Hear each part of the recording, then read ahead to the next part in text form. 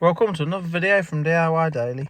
Just got a short video showing you how to reset the service light on this 2016 Ford Ranger. Now it's really straightforward procedure on these. You just turn the ignition on, just want it on stage 2. Basically we're just going to use the controls on the steering wheel here. And to start with, if you just press the button to the left there, we'll get the menu up. And you can scroll down. You just want to select where you've got settings. On vehicle, press enter into vehicle, and you've got oil life reset there. And you can see this is where you've got some other options on there. If you go into the oil life reset, you can see at the minute this one has recently been done. It's on 96%. Just simply press and hold the button there, keep it depressed till it resets. Once it's reset, you can just simply come out of it, and if you go in again, you can just see it's reset to 100% there. Then you can just exit out the menu. Hope the video helped. If it did, give it a quick thumbs up and subscribe to the channel. Thanks for watching, and see you next time.